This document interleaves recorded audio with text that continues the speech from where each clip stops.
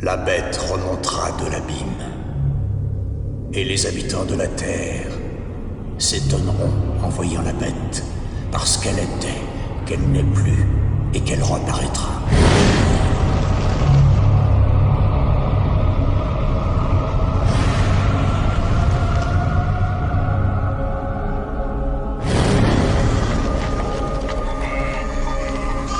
Pendant 5000 ans, j'ai lutté pour être entendu sur cette terre, mais seuls quelques-uns m'ont écouté.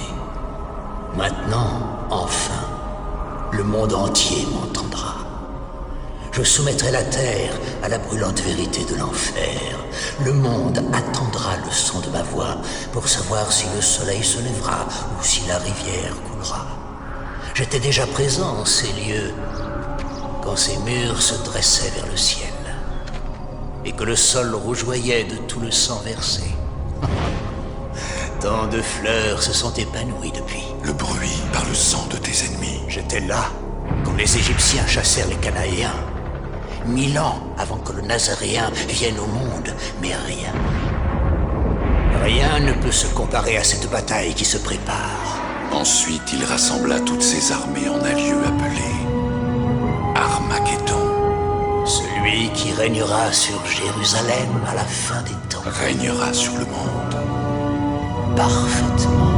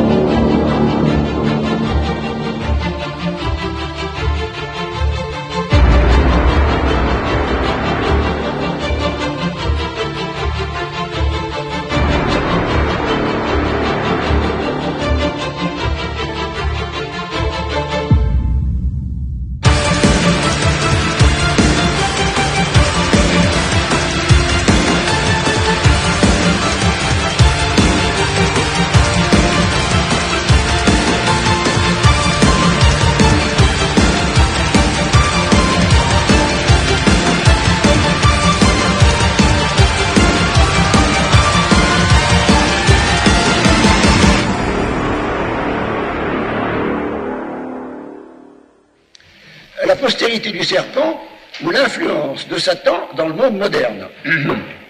Alors on voit d'après le titre lui-même, n'est-ce pas, que nous allons essayer de définir les pouvoirs du démon sur l'humanité en général et sur le monde moderne en particulier. Mais alors pourquoi se référer tout de suite à la postérité du serpent? Eh bien parce que il est nécessaire de revenir toujours au principe. Vous comprendrez pourquoi. Très bien, c'est parce que ce sont les esprits qui sont obstinés. Alors si on connaît leur point de départ et leur démarrage, on peut être certain qu'on va rester dans la logique. Cette référence à la semence du serpent, n'est-ce pas, à la postérité du serpent, nous ramène, vous vous en doutez, au chapitre 3 de la Genèse, où l'on trouve l'énoncé de la sentence que Dieu a prononcée après la transgression de nos premiers parents. Une sentence contre Adam d'abord, qui n'était pas le plus responsable, qui n'était pas le plus coupable, mais qui était le plus responsable. Une sentence contre notre mère Ève, naturellement. Et puis enfin, la sentence contre le serpent. Alors s'adressant au serpent, Dieu dit, c'est un texte que vous connaissez par cœur bien entendu, mais il faut le répéter, je mettrai des inimitiés entre toi et la femme, entre ta postérité et sa postérité. Alors ça c'est Genèse 3, 15. Il existe donc une postérité de la femme, et il existe une postérité du serpent. Alors, que faut-il entendre par ces deux postérités? Ce texte du chapitre 3, il porte un nom particulier, un nom qui est extrêmement beau, et qui s'appelle, on l'appelle le protévangile, parce que c'est une sorte de prophétie qui a été faite par Dieu juste après la faute de nos premiers parents. Protévangile parce qu'il annonce un sauveur, mais un sauveur à la condition d'en faire une interprétation correcte, parce que pendant longtemps, on n'a pas pensé que le protévangile annonçait un sauveur, parce que le sauveur n'était pas encore venu.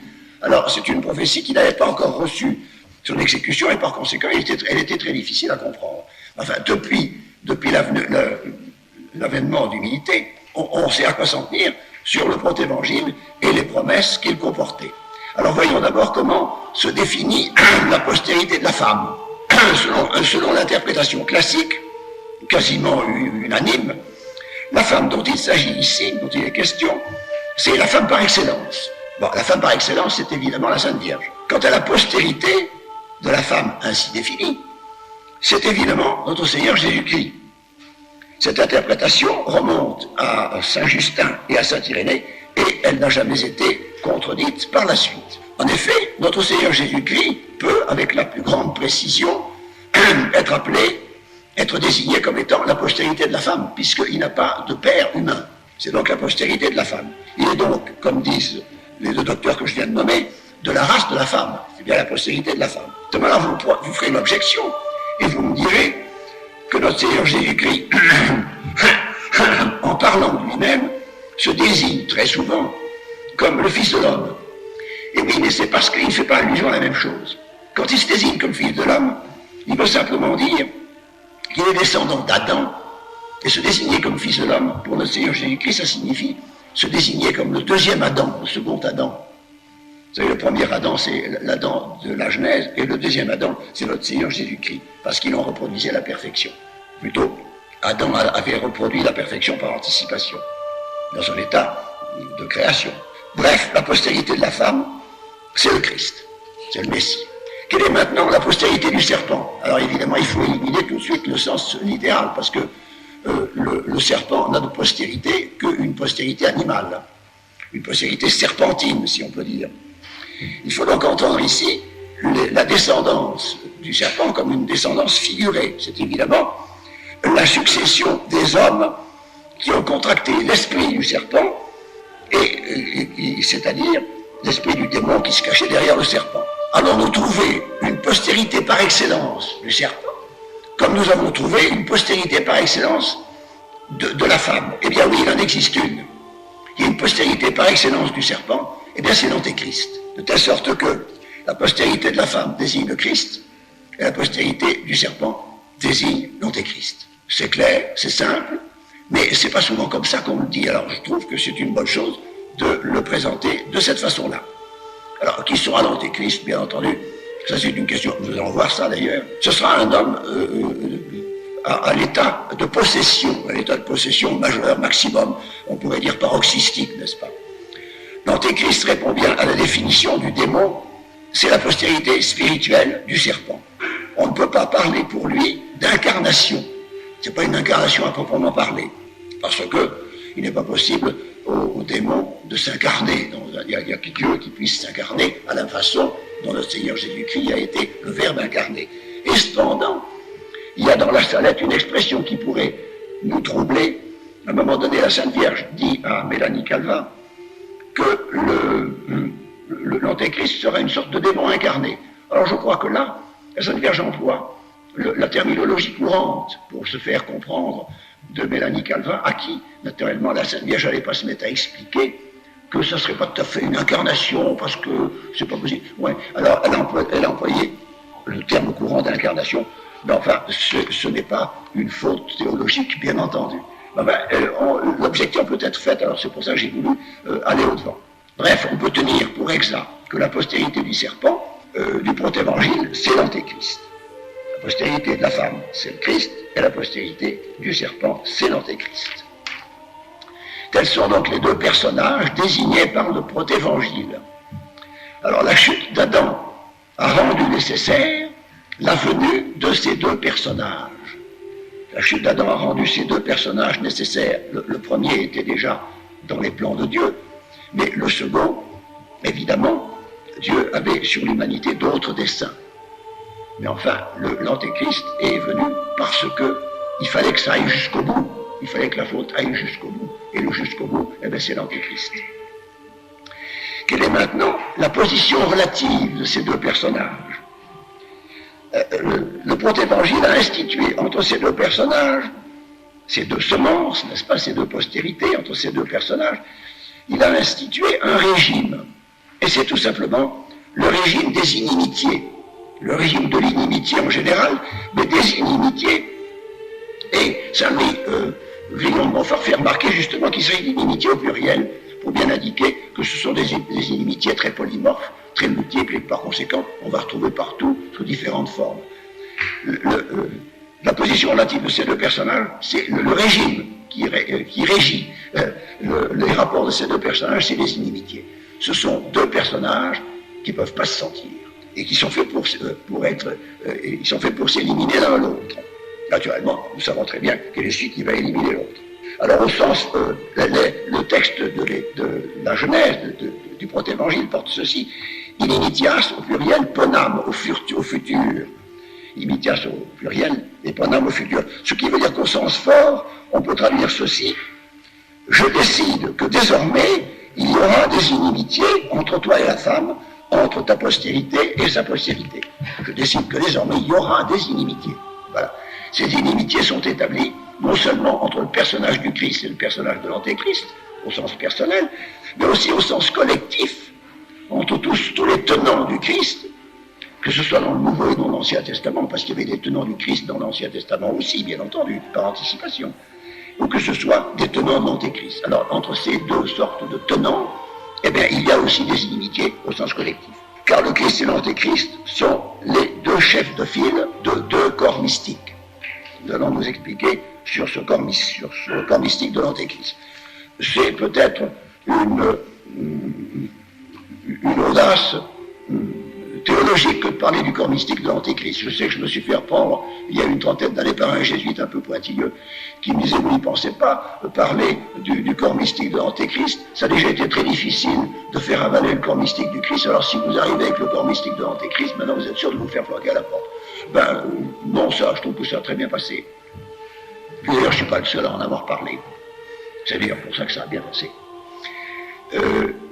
Eh bien, dans l'exposé que je dois faire aujourd'hui, ce soir, nous allons essayer d'étudier la postérité du serpent, au sens propre et personnel, bien entendu, dans le personnage de l'Antéchrist, et puis au sens collectif, dans le corps mystique, et dans ses manifestations, en particulier quand nous pourrons dans le monde moderne. Alors, voici comment nous allons procéder. Il y aura un certain nombre de paragraphes, dont je pourrais vous donner le titre au fur et à mesure pour bien marquer le passage d'un paragraphe à l'autre, n'est-ce pas? Premier paragraphe, nous allons étudier la nature de l'épreuve. Dans un deuxième paragraphe, nous allons nous poser la question: quels sont les anges qui ont prévariqué? Quels sont les anges qui ont prévariqué? C'est important, vous allez voir pourquoi. Dans un troisième paragraphe, nous allons étudier le processus par lequel le serpent a supplanté Adam. Dans un quatrième paragraphe, nous étudierons ce qu'on appelle la bête. La bête, c'est le corps mystique de l'Antéchrist. Dans un cinquième paragraphe, nous étudierons la royauté universelle du prince de ce monde, si extraordinaire que ça paraisse. Je vous tranquillise tout de suite, c'est une royauté qui est temporaire, et qui est provisoire, qui est temporaire surtout. Et puis, dans un sixième paragraphe, nous étudierons la religion du démon, la religion, plus exactement, la religion de l'Antéchrist, la religion du démon au temps de l'Antéchrist. Alors, paragraphe premier, la nature de l'épreuve. Peut-on connaître la nature de l'épreuve à laquelle les anges ont été soumis? Sur ce sujet, les vérités de précepte ne sont pas très astreignantes. Le dogme dit peu de choses concernant les anges. Nous sommes seulement tenus de croire que les anges ont été l'objet d'une épreuve et que ceux qui n'ont pas passé l'épreuve d'une façon convenable ont été relégués, ont été chassés du paradis et relégués en enfer. Mais nous aimerions beaucoup savoir quelle est la nature de l'épreuve sur laquelle les esprits révoltés ont buté. Et parce que cette épreuve va nous renseigner sur la mentalité des démons. Et c'est très important. Surtout quand nous savons que les démons sont des obstinés et qu'une fois qu'ils ont choisi une voie, ils ne reviennent plus en arrière, n'est-ce pas? Or, beaucoup d'écrivains religieux ont traité cette question à titre privé. Alors nous allons leur emprunter leurs conclusions. Ils se sont servis du raisonnement théologique, bien entendu, ils se sont servis de certaines traditions dont certaines remontent au judaïsme, et puis ils se sont servis des déclarations de certains mystiques qui ont parlé sur ce sujet. Alors voici donc le tableau de l'épreuve des anges qu'ils ont tracé. Alors je vous avertis tout de suite que j'emprunte beaucoup à l'école franciscaine, c'est-à-dire à l'école de l'incarnation toute hypothèse. Enfin, je n'en ferai pas d'allusion trop directe, parce que la matière est libre, le magistère n'a pas tranché. Enfin, cette doctrine qu'on appelle aussi la doctrine de la primauté absolue de la Seigneur Jésus-Christ ne fait pas l'unanimité. Enfin, moi je trouve que, surtout quand on a beaucoup étudié les sectes et les choses comme ça, on ne peut plus s'en passer maintenant. Parce que si on veut vraiment verrouiller l'hindouisme, on peut le verrouiller qu'avec ça. Autrement, on ne peut pas le verrouiller, il passera à travers. Alors voilà donc le tableau que ces écrivains, en général franciscains, nous présentent.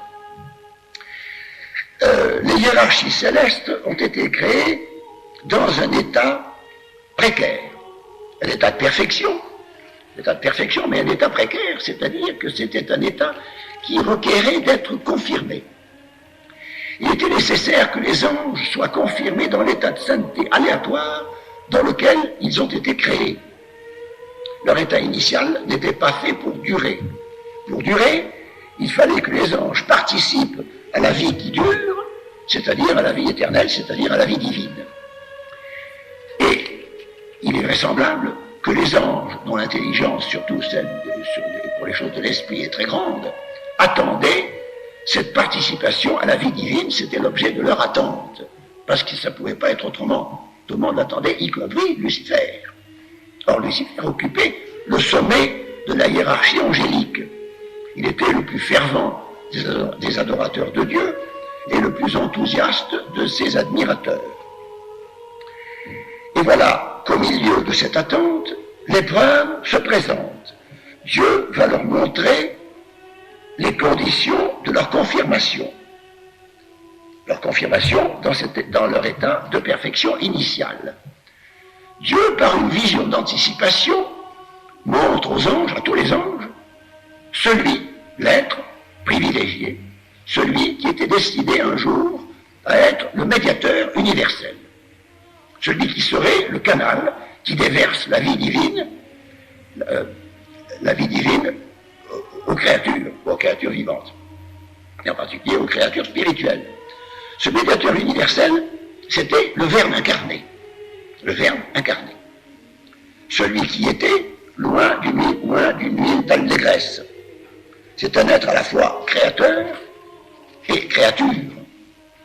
Et ce médiateur universel était d'un côté le roi de la création qui était faite pour lui et qui était son héritage, que Dieu avait fait pour lui, pour son héritage, pour son fils, pour donner un héritage à son fils.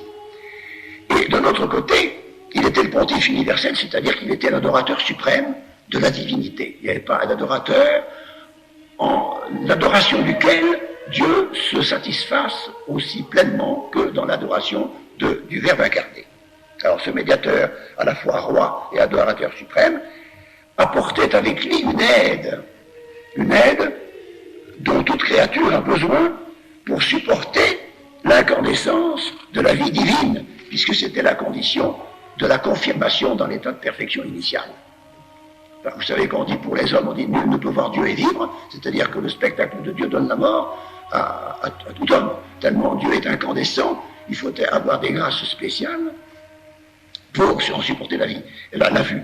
Et c'est pour ça que sur le Sinaï, Dieu s'est montré à travers une nuée, n'est-ce pas? À travers ce qu'on appelle Caliginem, c'est pas le fameux Caligo Caliginem, la nuée obscure. Alors devant ce spectacle, devant cette vision d'anticipation, Lucifer se révolte. Ça, nous le savons. Alors maintenant, il faut essayer de savoir pourquoi il s'est révolté, quelles sont ses raisons. C'était les fausses raisons, bien entendu. Enfin, il est intéressant de se demander quelles étaient ses raisons. On lui en prête deux raisons. Premièrement, il disait, le Verbe incarné est un être corporel. Donc, Il est d'une nature inférieure à la nature angélique qui est totalement spirituelle.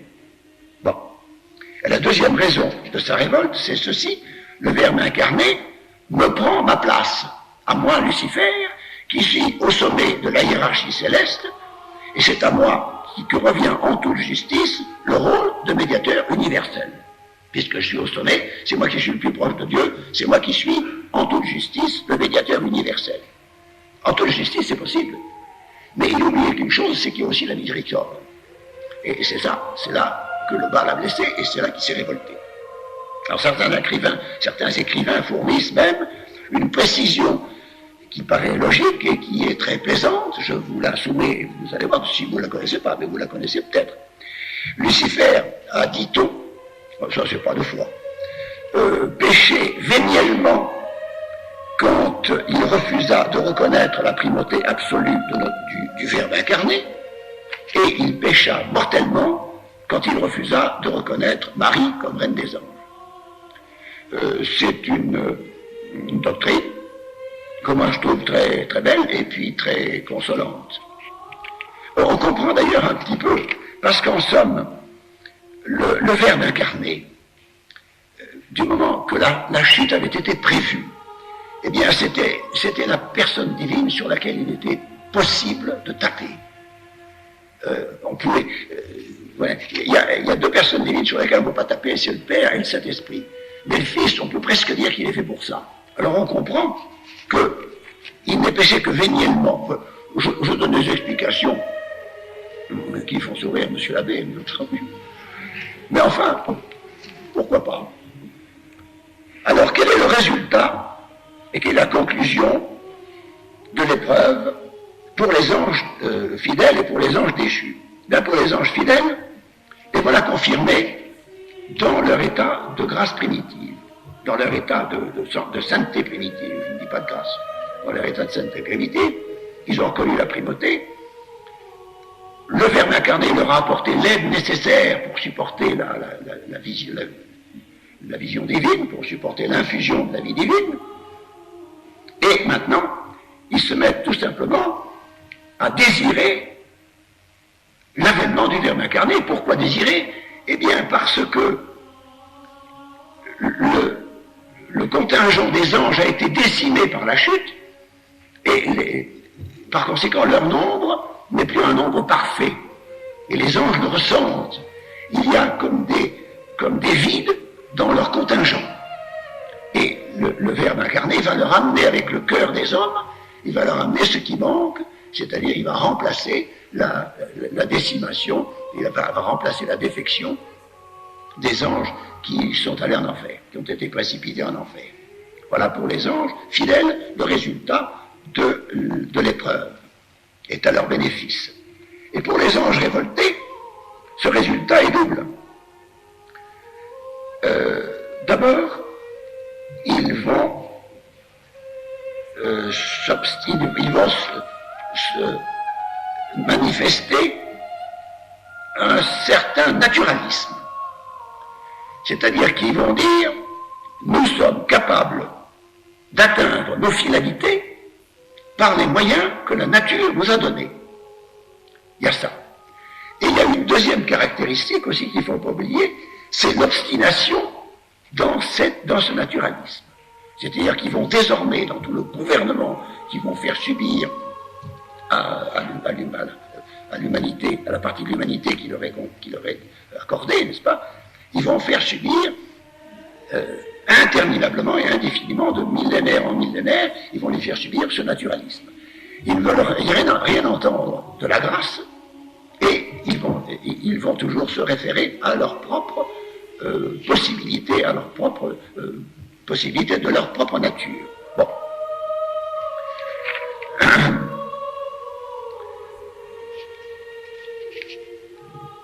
Et pour ce qui nous concerne, alors pour le combat terrestre,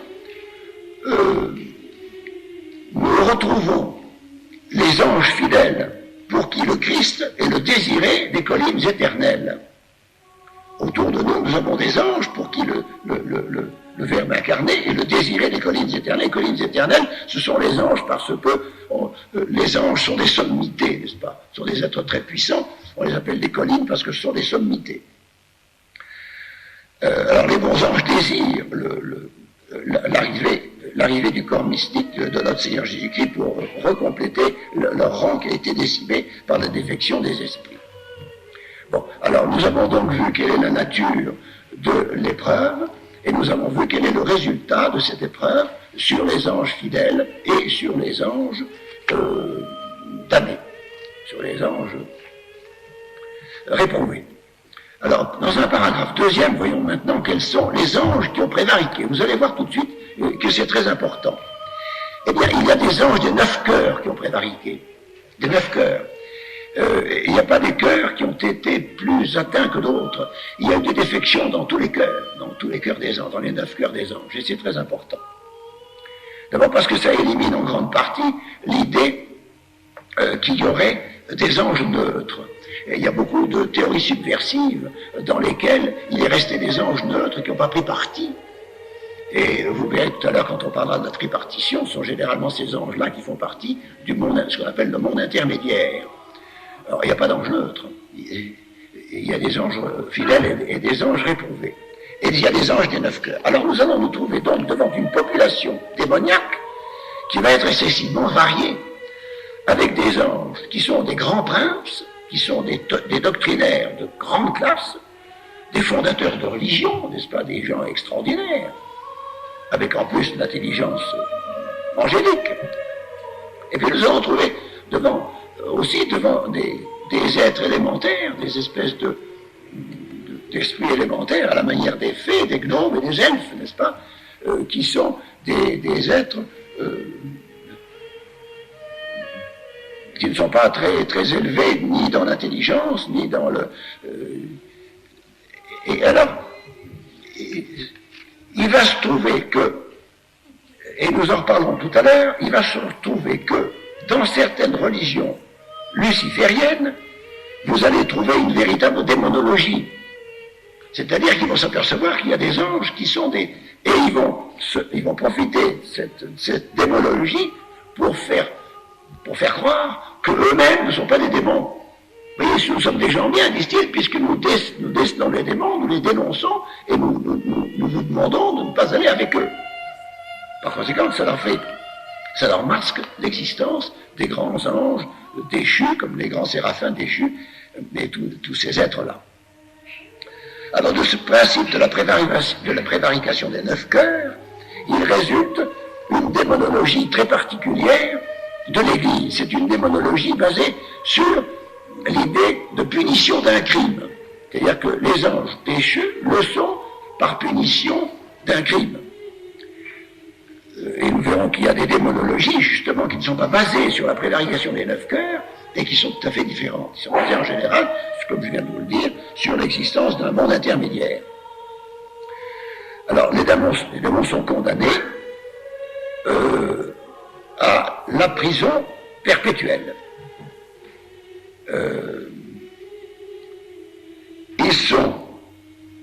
Ils ont vu d'un seul coup d'œil la gravité de leur révolte et les conséquences qui allaient en résulter, et ils se sont révoltés tout à fait en connaissance de cause. Et c'est ce qui fait la gravité de leur faute. Ils sont extrêmement intelligents, et Dieu leur a donné de voir jusqu'aux plus extrêmes conséquences les résultats de leur prévarication. Et cependant, leur obstination a prévalu, et ils se sont révoltés quand même. C'est inexplicable pour des gens aussi intelligents, mais ces fautes-là sont inexplicables, de même qu'était assez inconcevable aussi la faute d'Adam. Alors la faute d'Adam, je voudrais vous faire remarquer une chose, que je ne manque pas de dire en général toutes les fois qu'on a parlé de la faute originelle, etc. Alors, on a tendance à charger un petit peu notre père Adam et notre mère Ève, mais il ne faut pas le faire, parce que ils formaient le couple le plus saint qui jamais existé, puisqu'ils sortaient de la main de Dieu avec une sainteté parfaite. Et ce qu'il faut voir en Adam et Ève, c'est pas tellement la gravité de leur faute qui a été évidemment inconcevable, Mais ce qu'il faut voir aussi, c'est la gravité de leur punition qui a été aussi inconcevable. Quand ils se sont aperçus que la mort était entrée dans le monde à cause d'eux, quand ils ont vu leurs enfants se disputer, quand ils ont vu toutes ces guerres se mettre dans leur descendance, Adam a vécu 930 ans. Pendant 930 ans, il a pu assister à toute cette déconfiture, n'est-ce pas, du genre humain qui commençait, qui déjà préparait le déluge, n'est-ce pas. Il a vu ça, sa pénitence, et c'est ça qu'il faut voir, a été inconcevable, aussi inconcevable que sa faute. Et par conséquent, il y a beaucoup de pères de l'Église qui plaident pour le salut d'Adam. Et moi, je vous avoue que je suis tout à fait acquis à cette idée, et je dis même qu'on a intérêt à utiliser son intercession. Bien des choses, c'est notre père Adam. On dit souvent que quand on a beaucoup d'enfants, quand on est un grand-père, un arrière-grand-père, plus on en a, plus on les aime. Eh bien, combien faut-il nous aimer? La démonologie chrétienne est donc fondée sur cette idée de condamnation. Mais la plupart des autres religions, bien qu'elles soient toutes d'inspiration démoniaque, toutes les religions sont d'inspiration démoniaque. Ils ont aussi une démonologie dans toutes ces religions-là. Toutes s'insurgent contre les démons des sorciers, contre les esprits sarcastiques, contre les esprits malveillants qui occupent les bas échelons de la hiérarchie satanique. Alors dans l'ensemble, et schématiquement, on peut dire que les religions non chrétiennes redoutent et combattent les petits démons qui ne sont pas experts à se transformer en anges de lumière parce qu'ils ne sont pas suffisamment intelligents. Parce qu'il faut l'être énormément, parce que il ne s'agit pas de le faire une fois en passant, il faut le faire tout le temps, n'est-ce pas? Avancer, masquer tout le temps, ça doit être excessivement éprouvant pour ces grands esprits. Vous voyez les illusions terribles de ces doctrines, dans lesquelles ces doctrines se sont tombées, n'est-ce pas? Les illusions terribles de ces fausses religions, on peut dire d'eux ce que les pharisiens disaient de notre Seigneur Jésus-Christ, parce qu'ils croyaient qu'ils avaient affaire à un imposteur, n'est-ce pas? C'est par Belzébuth qu'ils chassent les démons, parce qu'effectivement, il y a des démons qui se chassent par Belzébuth. Il y a eu toute la démonologie et tout l'art de l'exorcisme des fausses religions est basé sur les disputes des démons les uns contre les autres. Et en somme, ils se mettent dans un clan pour chasser un autre clan. Vous voyez, c'est de cet ordre-là. Alors, mais alors, sur quel principe et sur quels critères distinctifs peut bien être fondée la démonologie des religions non chrétiennes?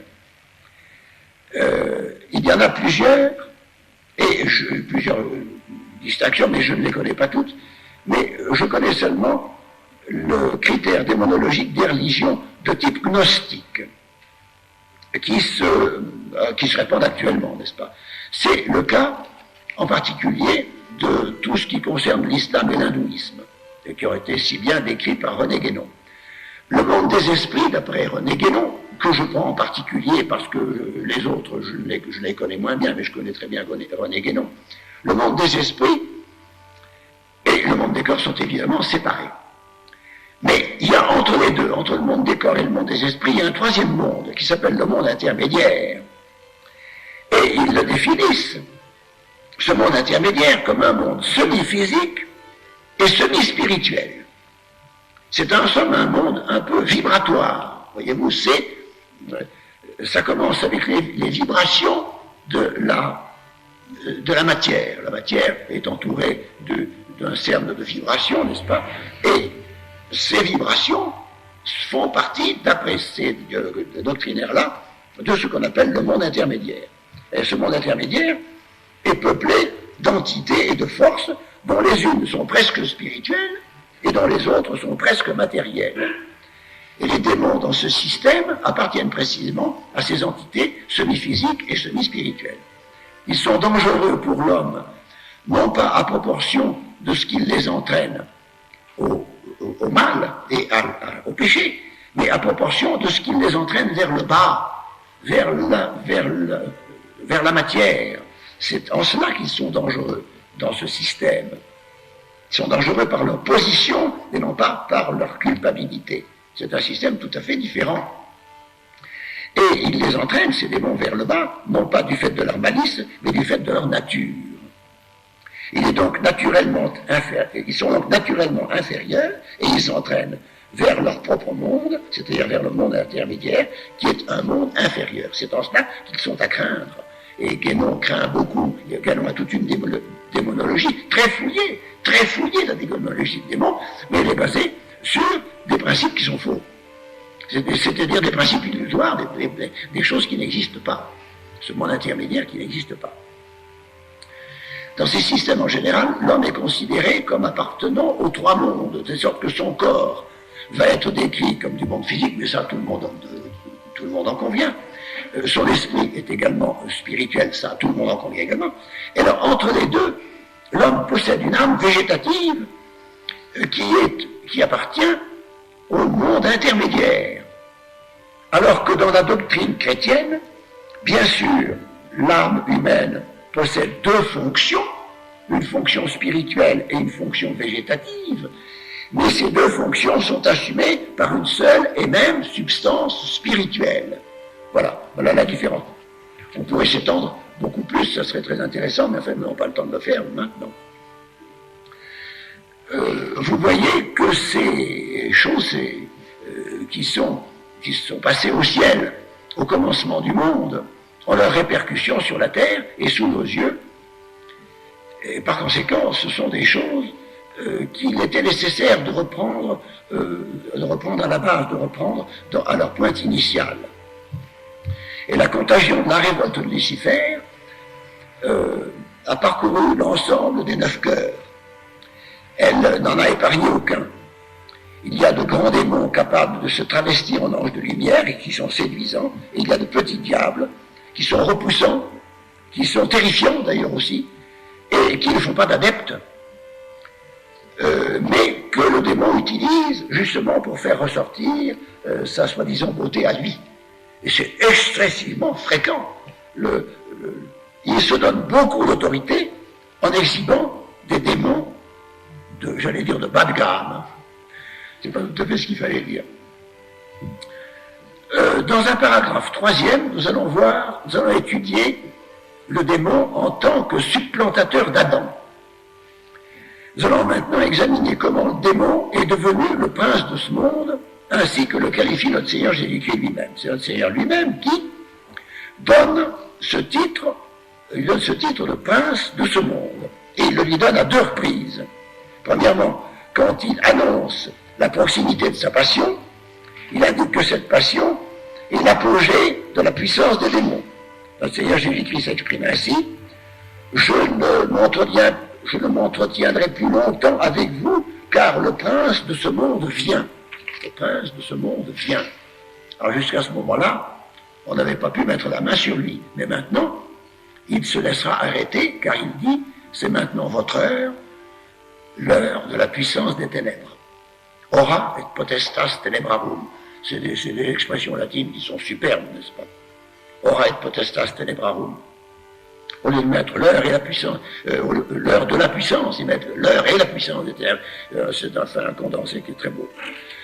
Alors, dans un second passage, notre Seigneur Jésus-Christ en place également, notre Seigneur annonce que cette passion est le premier acte du jugement, cette fois-ci, du jugement du prince de ce monde, et il dit: c'est maintenant le jugement du monde, c'est maintenant que le prince de ce monde va être jeté dehors. Et moi, quand je serai élevé de terre, j'attirerai tout à moi. Voilà donc un titre, le prince de ce monde, qui est donné par notre Seigneur à son adversaire sur la terre. Et la prédication évangélique est faite en grande partie de la révélation de cet adversaire. En somme, notre Seigneur Jésus-Christ est venu sur la terre pour se révéler lui-même et pour révéler son adversaire et pour dire qu'entre les deux, il y avait la guerre. J'y peux rien, c'est comme ça. Ce n'est certainement pas un vain titre que notre Seigneur lui a donné à ce moment-là, et ça correspond certainement à une fonction réelle. Comment une telle fonction a-t-elle pu être donnée par notre Seigneur aux démons? Il paraît étrange que Dieu lui laisse un tel pouvoir. L'origine de ce pouvoir date du jour où le démon a entraîné Adam dans sa désobéissance. Ce jour-là, il a triomphé d'Adam, il a remporté sur lui la victoire. Et cette victoire, il l'a remportée dans l'ordre de la nature, comme il fait toujours, parce qu'il reste dans l'ordre de la nature, lui. Nous pourrions même dire dans l'ordre de la jungle. Or, la loi de la nature, c'est la loi du plus fort. Le vainqueur amène le vaincu en esclavage et il lui prend ses biens.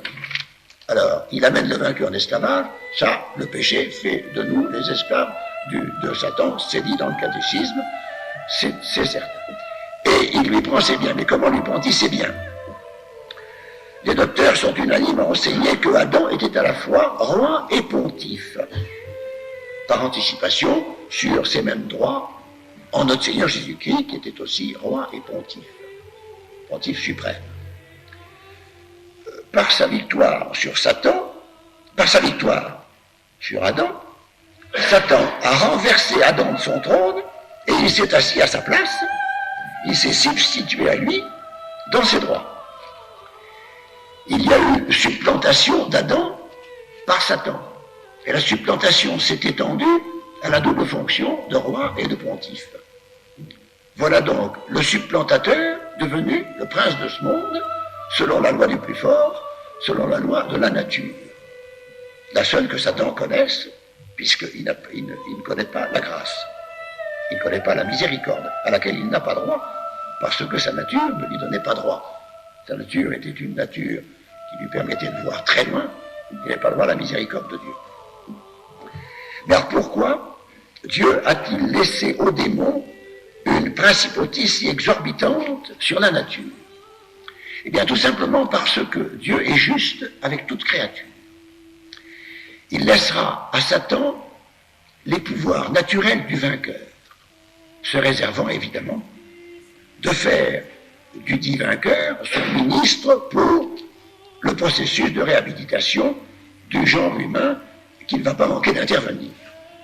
Le supplantateur d'Adam est donc devenu prince de ce monde, mais à titre précaire.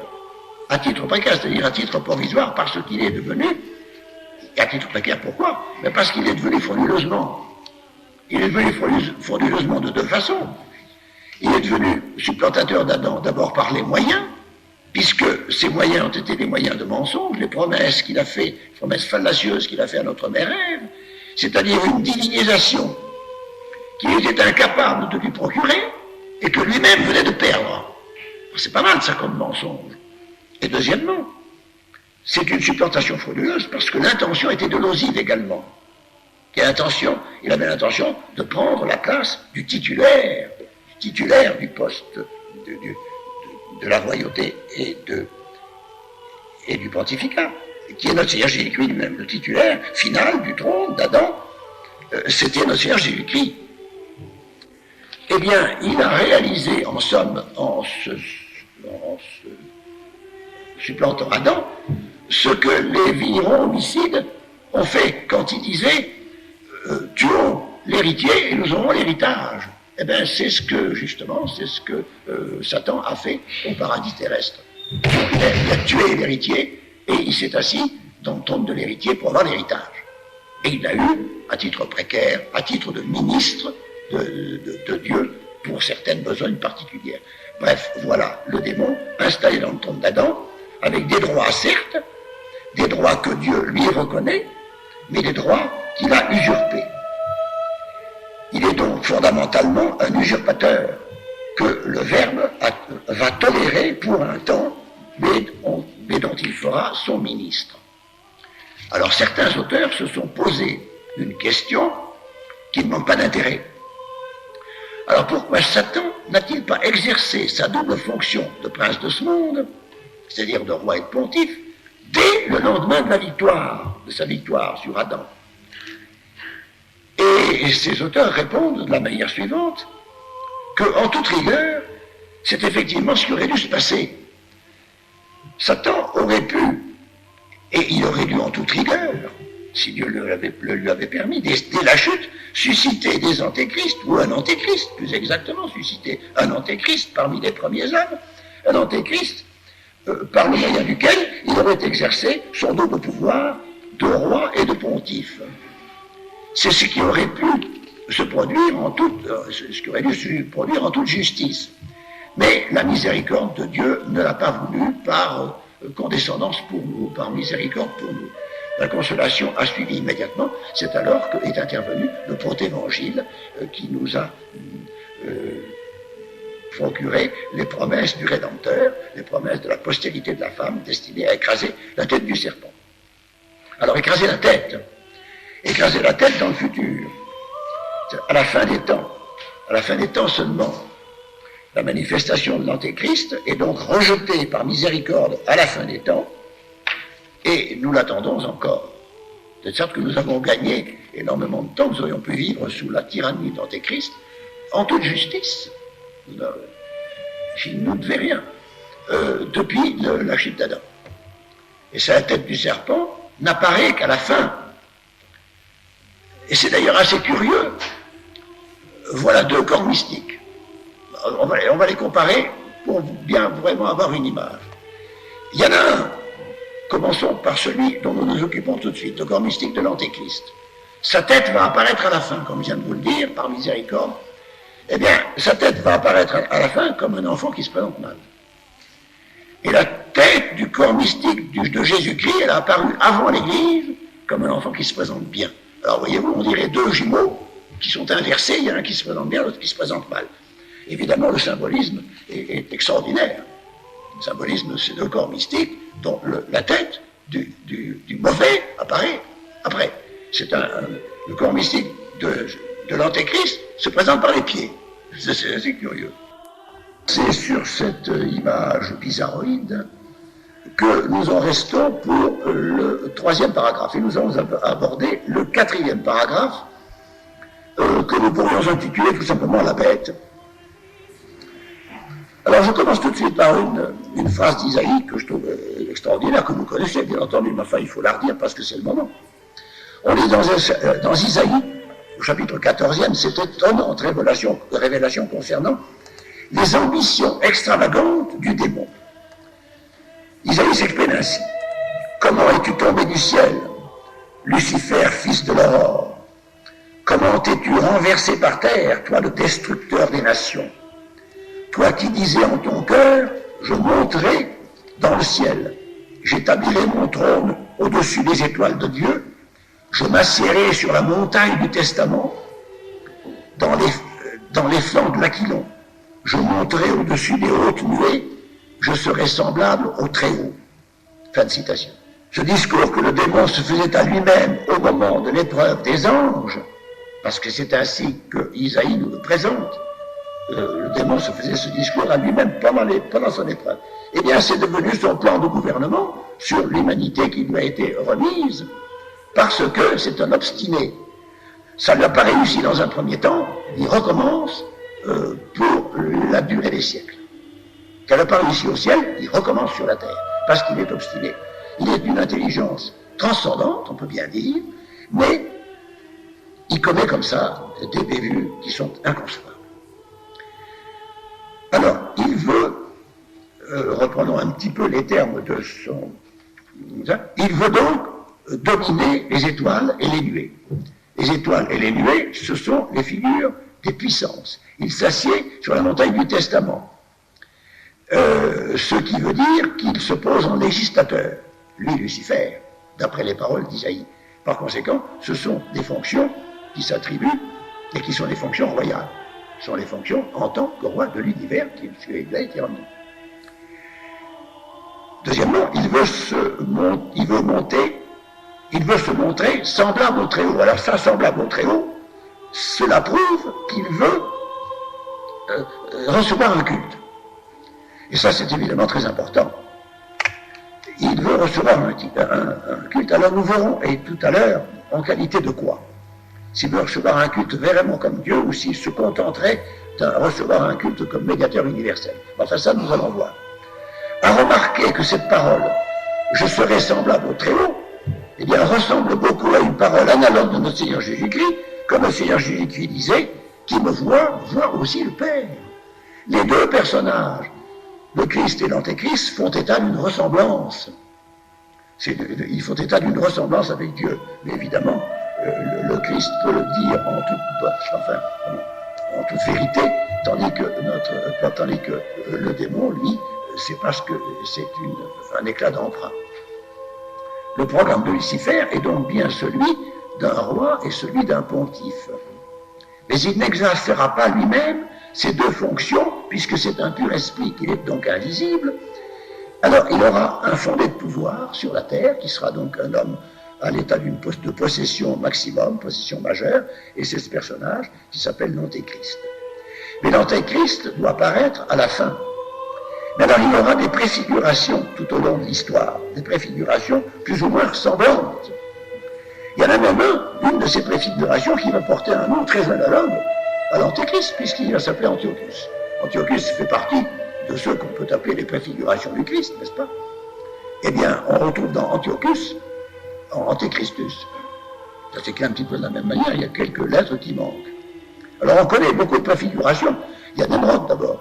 Au lendemain de l'incident de Babel, l'incident du grand épisode si important de Babel.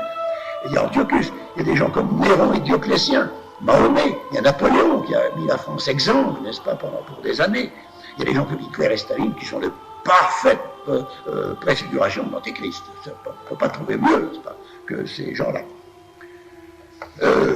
Tous les hommes que Lucifer réussit à entraîner derrière lui comme esclaves forment autour de lui, n'est-ce pas, un corps mystique qui est la réplique et l'imitation de l'Église, mais une Église inversée, une Église aussi difforme que l'Église de notre Seigneur est belle et harmonieuse. C'est une Église inversée, c'est une contre-Église absolument difforme.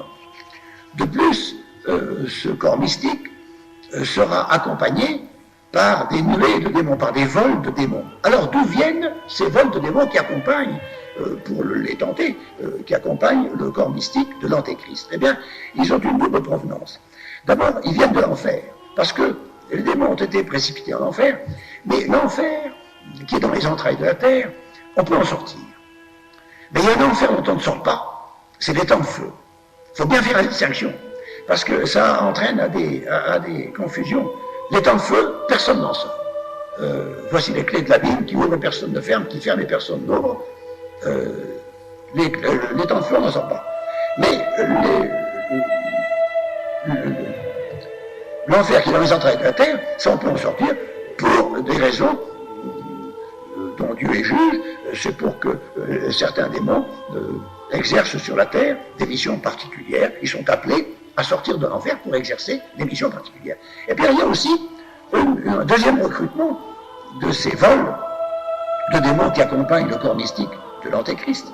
Ce sont les démons de l'air, car il est vraisemblable que tous les démons n'ont pas été confinés en enfer, et que il y en a un certain nombre qui sont restés dans les airs.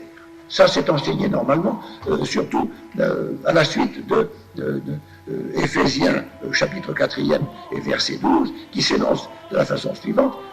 Saint Paul écrit « Contra spiritualiane equissier, in celestibus ». Vous voyez, il ne va pas de main morte, il dit même « in celestibus », ça veut dire dans l'atmosphère, mais dans l'atmosphère, il emploie le mot « céleste ». Nous n'aurions peut-être pas été ici, mais enfin, c'est sa façon de parler de l'atmosphère. In celestibus, par conséquent, il y a des démons qui vraisemblablement ne sont pas en enfer. Enfin, dont l'origine vient directement, ils ont été précipités dans l'atmosphère de la Terre, et les autres dans les entrailles de la Terre. Quoique c'est une doctrine qui est à peu près constante maintenant. Ils ne sont pas tous allés en enfer.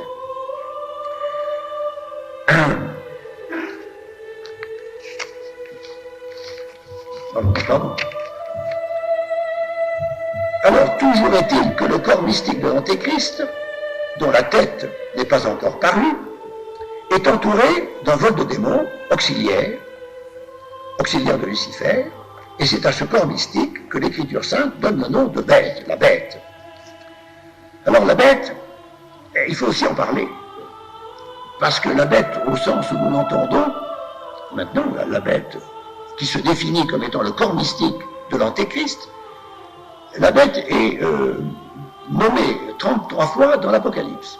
Et tous les prophètes en parlent aussi, celui qui en parle le plus, c'est Ézéchiel. Je n'ai pas compté le nombre de fois, mais enfin, il en parle nettement plus que les autres. Alors, la bête apparaît bien souvent seule. La bête au singulier, on la décrit seule. Mais on la décrit aussi comme double, car il y a deux bêtes. C'est la même, mais elle est double parce que cette dualité figure ainsi la duplicité du démon. Et la bête est double. Parce que le démon use de ruse et de violence. Et les deux bêtes représentent la ruse, l'une la ruse et l'autre la violence. La bête violente, c'est Béhémoth, et la bête qui représente la ruse, c'est Léviathan. Et c'est dans le livre de Job que l'on trouve les plus belles descriptions de Béhémoth et de Léviathan. Dans les autres livres, d'ailleurs, on en parle assez peu, Béhémoth et Léviathan. Mais le livre de Job est extrêmement précieux pour toutes ces choses-là. Alors voici dans le livre de Job la description de Béhémoth. Vous allez voir, c'est une bête qui ressemble à un taureau. D'abord, elle mange du foin, et puis c'est une bête de la terre. Alors, vois Béhémoth, il se nourrit d'herbe, comme un taureau. Vois donc, sa force est dans ses reins, et sa vigueur dans les muscles de ses flancs. Ses nerfs, les nerfs de ses jambes forment de solides faisceaux. Les montagnes produisent pour lui du fourrage. Autour de lui jouent toutes sortes de bêtes des champs. Est-ce en face que tu pourras le saisir avec un filet et lui percer les narines? Fin de citation, ça c'est dans le livre de Job. Alors tous ces détails de ce texte ont évidemment plusieurs sens. Il y a un sens moral, il y a un sens prophétique, et c'est celui que nous étudions aujourd'hui. Et voici la description, toujours dans le même livre de Job, de Léviathan. Tireras-tu Léviathan avec un hameçon et lui serreras-tu la langue avec une corde? Lui passeras-tu un jonc dans le nez? Joueras-tu avec lui comme avec un passereau? L'attacheras-tu pour amuser tes filles? Je ne veux pas passer sous silence la force de ses membres, l'harmonie de sa structure. Superbes sont les nids de ses écailles, comme des seaux étroitement serrés. Ses éternuements font jaillir la lumière. Ses yeux sont comme les paupières de l'aurore. Son cœur est dur comme la pierre, dur comme la meule inférieure. Il fait bouillonner l'abîme comme une chaudière. Il fait de la mer un vase de parfum. Il laisse après lui un sillage de lumière. Alors tout dans la description de cet animal est fait pour la séduction. Il est bien certain que cette bête de la mer, c'est la bête de la séduction. Le vase de parfum, tout est harmonieux, il a un port superbe, ses éternuements font jaillir la lumière, ses yeux sont comme les paupières de l'aurore, c'est superbe. C'est donc une des formes de Satan, et qui, évidemment, auquel Dieu n'a pas enlevé toute sa beauté. Dieu lui a laissé d'abord une existence, et pour qu'il ait une existence, il faut qu'il ait une certaine beauté.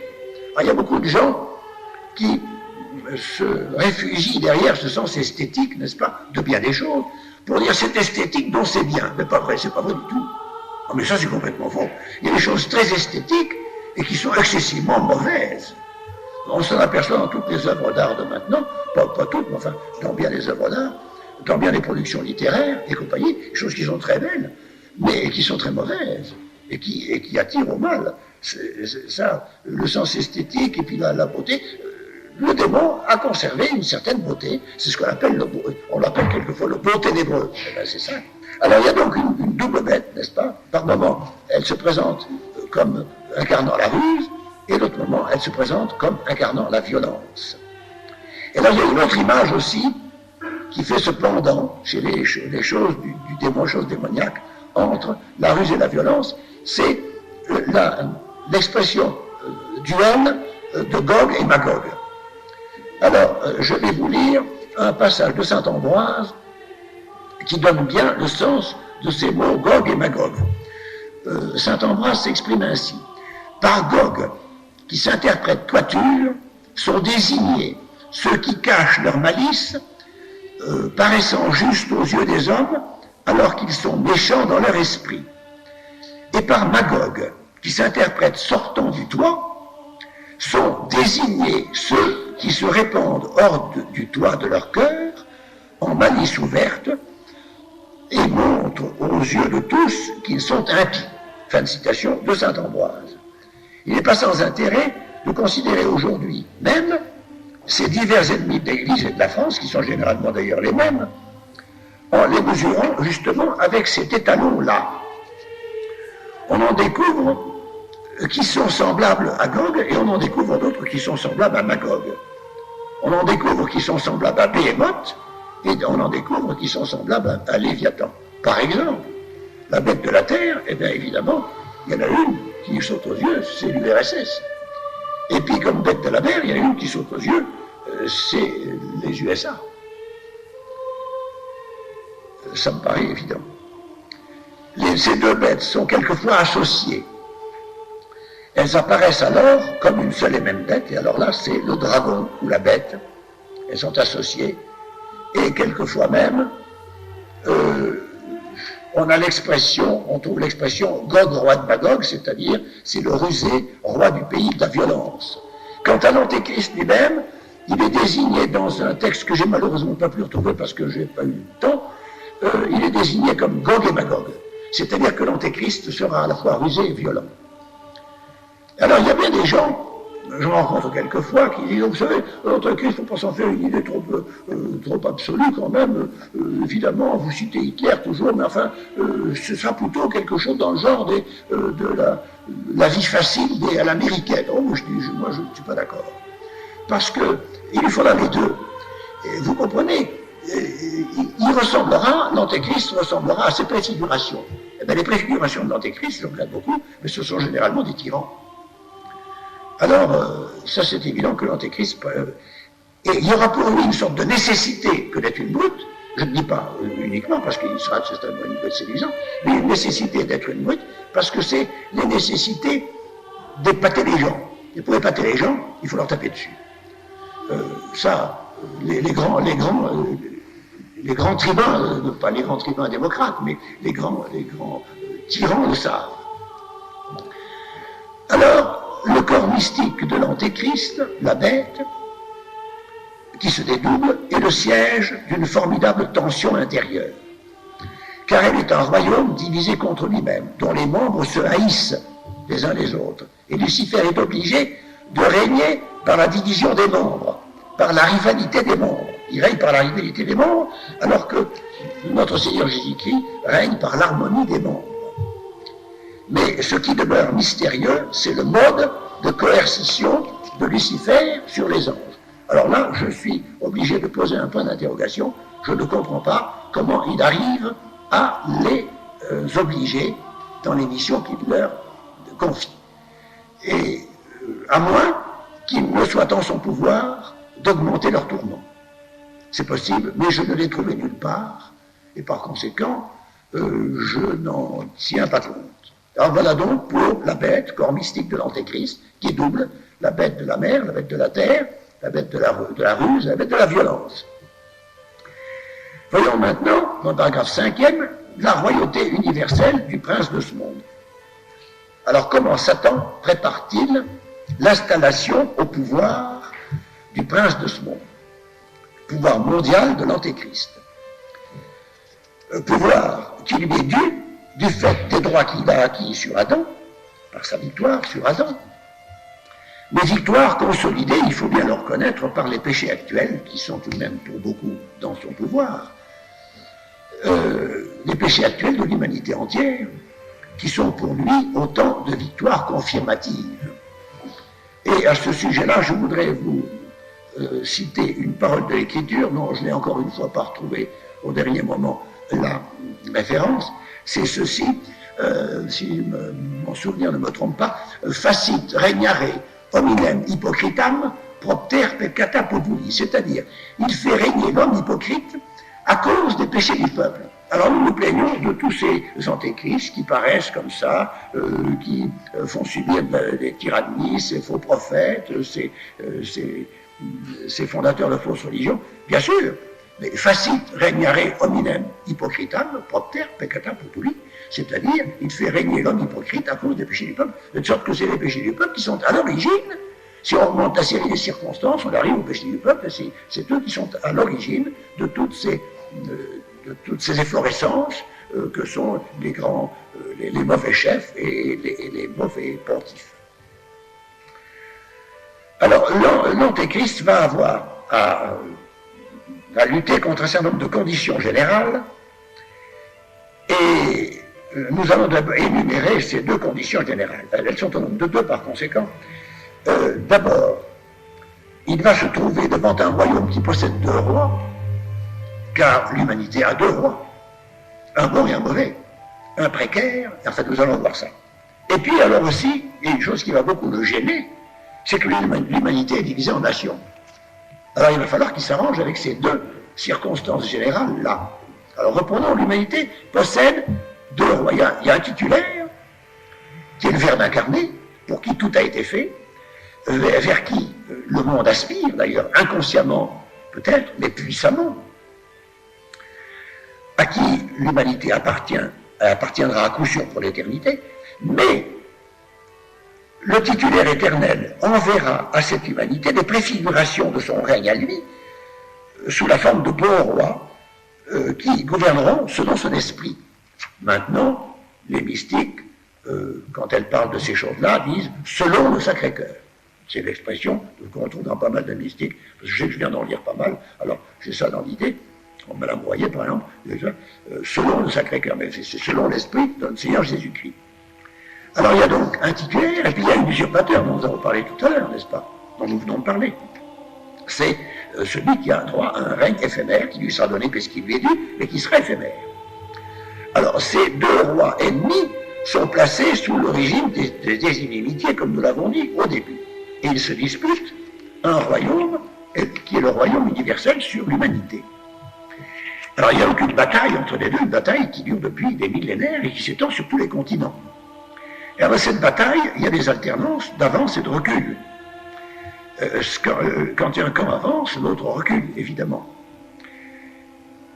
Et alors, le plus fort des deux rois, qui pourrait l'emporter d'un seul coup, est obligé de doser son effort au gré de son gouvernement providentiel et au gré des temps.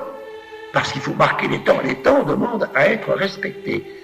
Il y a des temps dans le plan de Dieu. Eh bien, notre Seigneur Jésus-Christ, dans son gouvernement providentiel, respecte ces temps et par conséquent, il dose son effort pour être juste convenable, pour retenir Satan et faire durer la chose autant de temps qu'il le faut pour que la rédemption se fasse, etc. Mais on est forcé de lui prêter ces astuces de stratégie parce qu'on est certain qu'il pourrait tout écraser d'un seul coup. Alors s'il ne le fait pas, c'est probablement parce qu'il a des raisons de ne pas le faire. C'était la première condition générale dont le démon va avoir à tenir compte, c'est-à-dire ce royaume qui a deux rois et qui est l'enjeu de la dispute entre deux rois, lui et notre Seigneur Jésus-Christ. Alors la deuxième condition générale, c'est que l'humanité est divisée en nations. Et Dieu ne veut pas que ces nations distinctes soient réunies par un autre que par lui. Ça, c'est excessivement important, et c'est ce qu'il nous a démontré au moment de l'épisode de Babel. La tour de Babel montait jusqu'aux cieux. C'est entendu, il y avait un certain théisme à la base, au sommet plus exactement, de la tour de Babel. Mais elle était fondée sur des raisonnements naturalistes. Et elle venait probablement d'une inspiration plus ou moins démoniaque en tous les cas. Ce qui est certain, c'est que ces hommes qui voulaient construire une tour à la gloire de l'unité du genre humain, ils en ont été empêchés par une volonté précise de Dieu qui a brouillé les langues d'une façon délibérée. Et c'est lui qui n'a pas voulu que cette chose se fasse. Il n'a pas voulu de l'unité du genre humain à ce moment-là, parce qu'elle se faisait sans lui. Il ne veut pas d'une unité qui se fasse sans lui. C'est-à-dire que de cette unité, il veut être non seulement l'oméga, mais il veut être aussi l'alpha. Alors quelles sont les deux conditions générales dans lesquelles le démon va avoir à agir pour préparer le pouvoir de l'antéchrist? Alors que va-t-il faire? Il va prendre essentiellement deux moyens. Premièrement, il va susciter de petits antéchrists préparatoires, ce qui sont ces préfigurations, ces prémonitions dont nous avons parlé déjà, et il va détruire les nations. Il va se poser en destructeur des nations. Alors premièrement, il va se susciter des petits antéchrists préparatoires, préfiguratifs. Alors ces petits antéchrists seront plus ou moins méchants, ils seront plus ou moins Gog ou plus ou moins Magog. Ce sont des préfigurations par conséquent qui le préparent, mais qui ne sont qu'une pâle image de ce qui sera lui-même. D'abord parce que leur pouvoir n'a jamais été mondial, tandis que le pouvoir de l'antéchrist sera mondial. Et il y a un cas particulier qui est très intéressant, c'est le cas du Pharaon. Dans l'ensemble de l'Écriture sainte, le Pharaon, l'Égypte en général, représente le monde. C'est-à-dire que l'Égypte, c'est le siècle dont il faut sortir. Le peuple de Dieu est sorti d'Égypte. Moïse a délaissé la science des Égyptiens pour acquérir une science supérieure à la science des Égyptiens. Il a délaissé l'Égypte et sa science, pourtant très grande, puisque c'était la plus grande des sciences des peuples de l'Antiquité, pour acquérir une science, la science du Sinaï, qui était beaucoup plus austère, mais qui était très supérieure à la science des Égyptiens. Et Jésus lui-même est sorti d'Égypte, il a fallu qu'il y aille pour en sortir, parce qu'il sortait du monde, il sortait du siècle. Par figure, n'est-ce pas? Alors le Pharaon est par conséquent quelque chose de mauvais. Néanmoins, le Pharaon quelque chose de mauvais, c'est lui qui fait souffrir le peuple de Dieu, c'est lui qui maintient le peuple de Dieu en esclavage, qui nous maintient prisonniers, qui ne veut pas le laisser partir. Alors néanmoins, il y a des exceptions, il y a des bons pharaons, parce qu'il y a toujours des exceptions comme ça, parce que Dieu veut montrer qu'il est le maître. Même dans le paganisme, au milieu des pires idoles qui représentent des démons, il y a toujours des préfigurations qui font penser un peu au Christ, parce que c'est ce qui rend d'ailleurs l'interprétation du paganisme très difficile, c'est parce qu'il veut montrer qu'il est le maître. Rien n'échappe. Alors, il montre qu'il est le maître. Alors, il y a, au milieu de ces pharaons qui sont presque tous mauvais, il y a quand même il y a de temps en temps un bon pharaon. Par exemple, celui qui a soutenu Joseph, le premier Joseph. Parce que Dieu veut montrer qu'il est le maître, et par conséquent, de temps en temps, dans une lignée normalement mauvaise, il y a un bon roi. Et inversement, d'ailleurs. Il y a des bonnes dynasties qui sont toujours bonnes, et puis tout d'un coup, il y a un des rois de cette dynastie qui est mauvais. Bref, Satan va se susciter des antéchrists préparatoires qui vont préparer le chemin au dernier, qui sera la tête, n'est-ce pas, et qui sera écrasé par la postérité de la femme. Et deuxièmement, que va encore faire le démon pour conquérir ce laborieux royaume? Eh bien, il va blesser les nations. Le texte même dit, le destructeur des nations, n'est-ce pas? Je reprends la phrase d'Isaïe, comment es-tu tombé du ciel, Lucifer, fils de l'aurore? Comment es-tu renversé par terre, toi le destructeur des nations? C'est une traduction qui peut être un peu forcée, parce que le texte dit ceci, qui vulneraberas gentes, c'est-à-dire qui blessera les nations. Il est donc destiné, il a la volonté de blesser les nations. Alors comment peut-on blesser les nations? Eh bien on peut les blesser de très diverses façons. J'en ai retenu 3, mais il doit certainement y en avoir d'autres. Comme je n'ai pas essayé, je ne peux pas vous dire combien il y en a en tout. Enfin j'en ai retenu 3, moi. On peut les fractionner, les nations, on peut les hypertrophier pour les faire éclater, et puis on peut les mélanger. Alors, le démon fractionne les nations. Au début, il y avait 72 patriarches après la dispersion de Babel, n'est-ce pas? C'était les 72 nations qui devaient régir l'humanité si elle était restée avec ce régime patriarcal, qui était d'ailleurs fort précaire. Mais enfin, c'était la volonté de Dieu, il l'avait montré au début. Ça n'a pas pu se réaliser.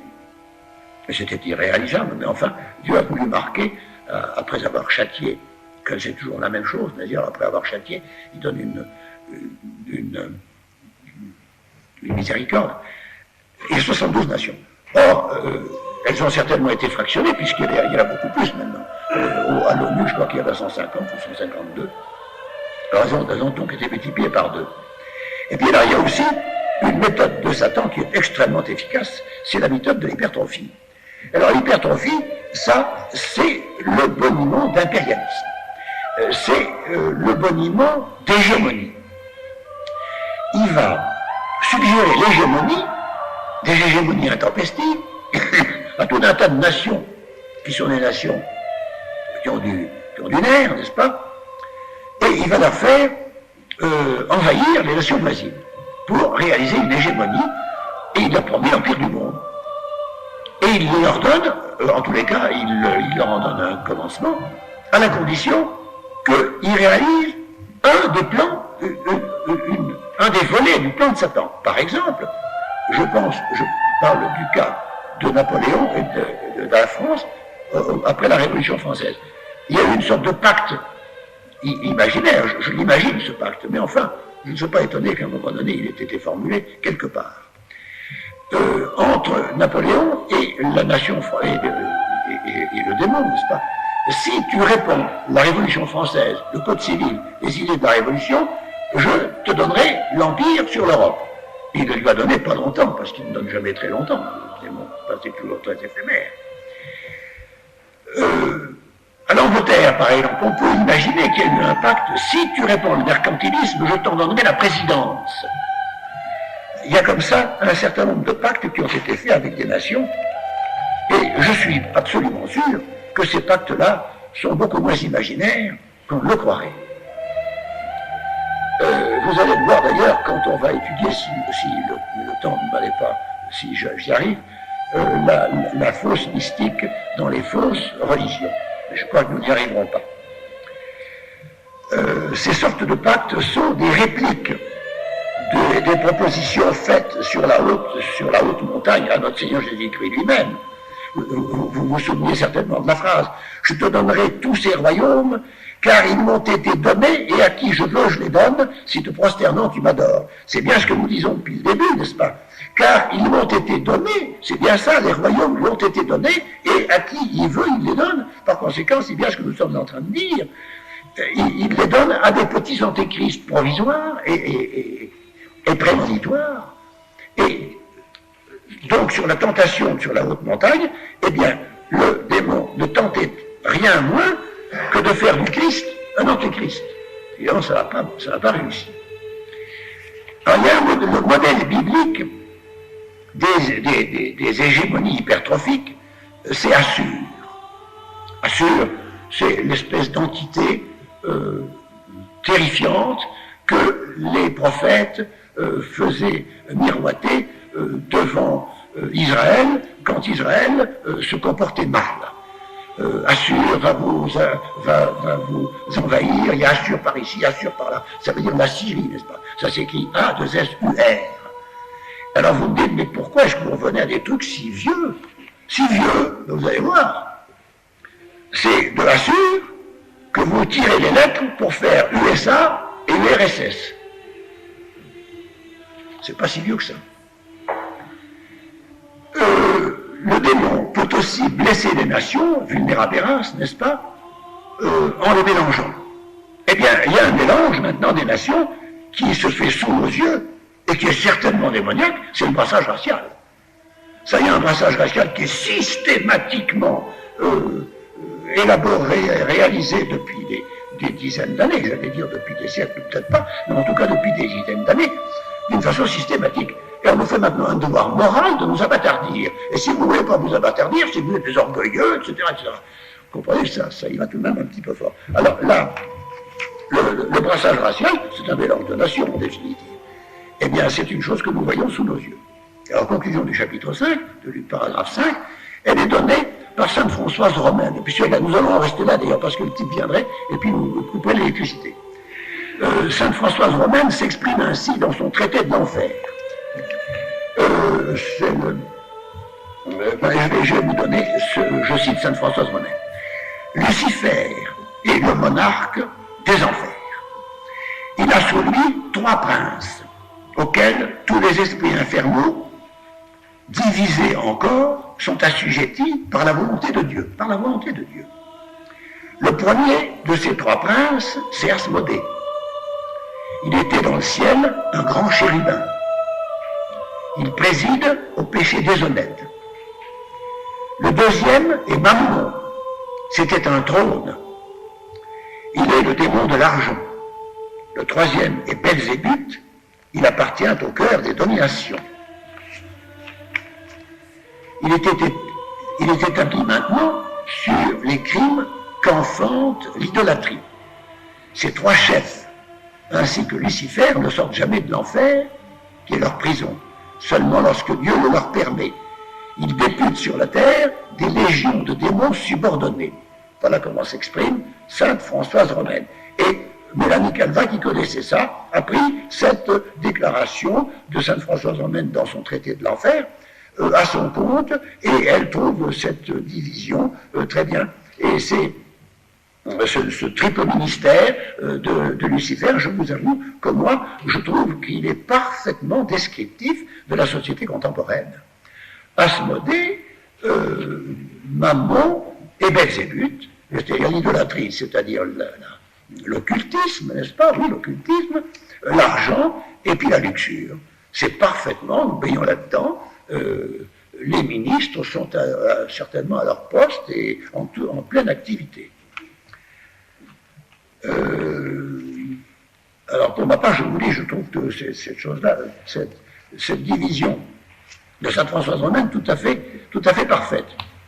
Alors nous allons terminer avec les activités du démon comme roi du monde, c'est-à-dire comme usurpateur terrestre d'un royaume qui lui est donné à titre précaire, mais qui lui est donné quand même. Alors nous n'allons pas tenter d'étudier la religion du démon parce que nous n'en avons pas le temps, il est 10 heures, et je crois qu'il va falloir terminer ce lamentable exposé. Et je vous remercie, je vous félicite de votre méritoire attention.